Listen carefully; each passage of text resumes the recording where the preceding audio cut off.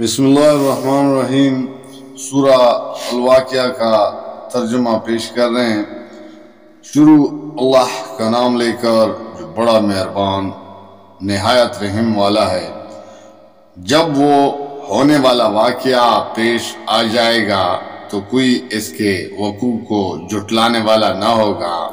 وہ تہ بالا کر دینے والی آفت ہوگی۔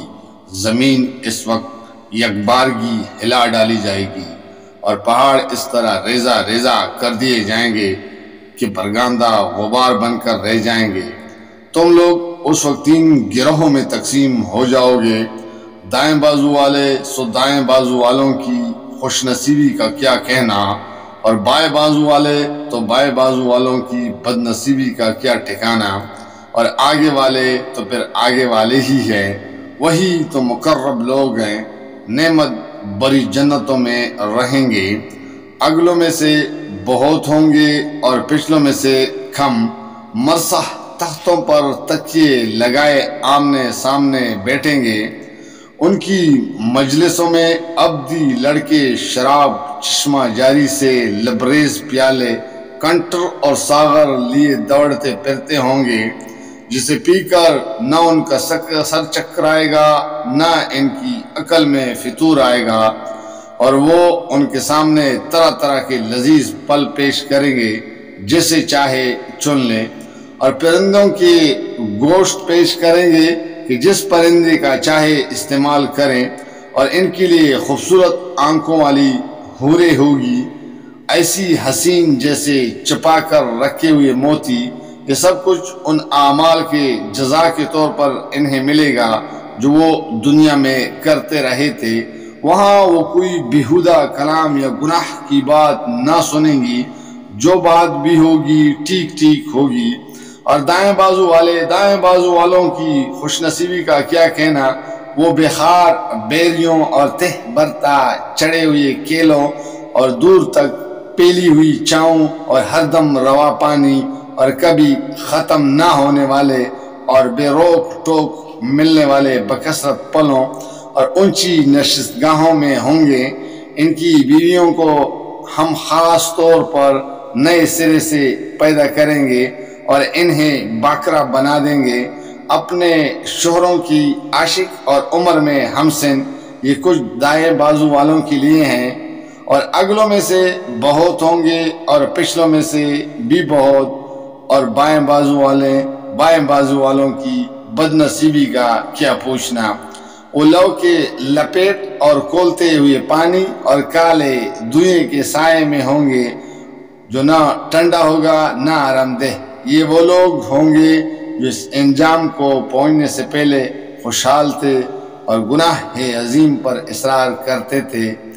کہتے تھے، کیا جب ہم مر کر خاک ہو جائیں گے اور ہڈیوں کا پنجرہ رہ جائیں گے تو پھر اٹھا کھڑے کیے جائیں گے، اور کیا ہمارے وہ باپ دادا بھی اٹھائے جائیں گے جو پہلے گزر چکے ہیں؟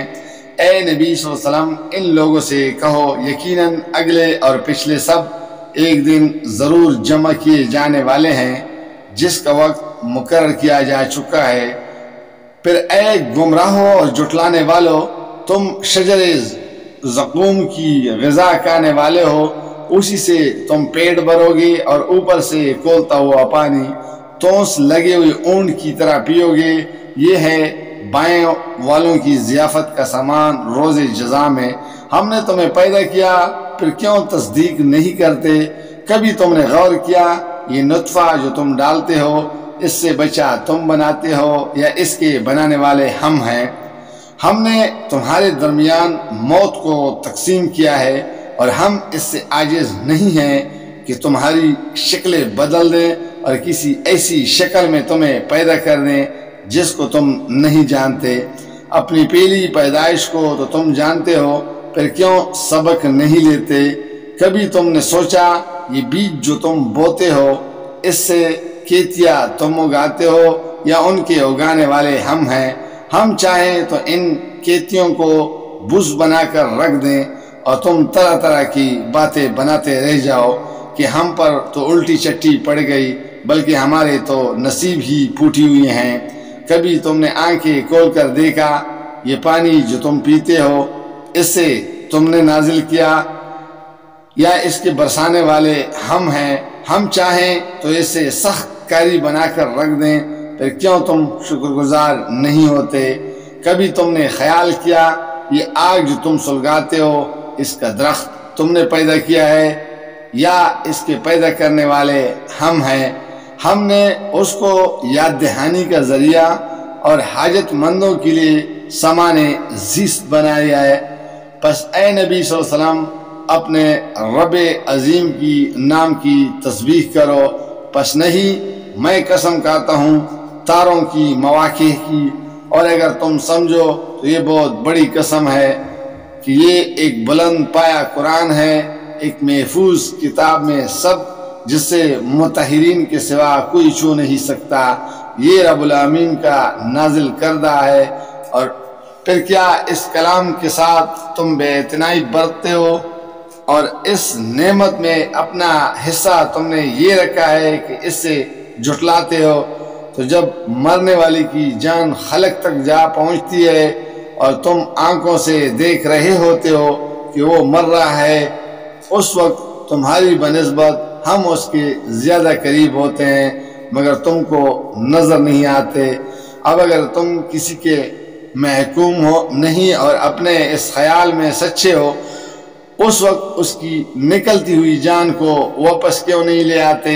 پھر وہ مرنے والا اگر مقربین میں سے ہو تو اس کے لیے راحت اور عمدہ رزق اور نعمت بری جنت ہے، اور اگر وہ اصحاب یمین میں سے ہو تو اس کے استقبال یوں ہوتا ہے کہ سلام ہے تجھے، تو اصحاب الیمین میں سے ہے، اور اگر وہ جھٹلانے والے گمراہ لوگوں میں سے ہو تو اس کی تواضع کے لیے کھولتا ہوا پانی ہے اور جہنم میں جھونکا جانا۔ یہ سب کچھ قطعی حق ہے۔ پس اے نبی صلی اللہ علیہ وسلم اپنے رب عظیم کے نام کی تسبیح کرو۔ جزاک اللہ، فی امان اللہ۔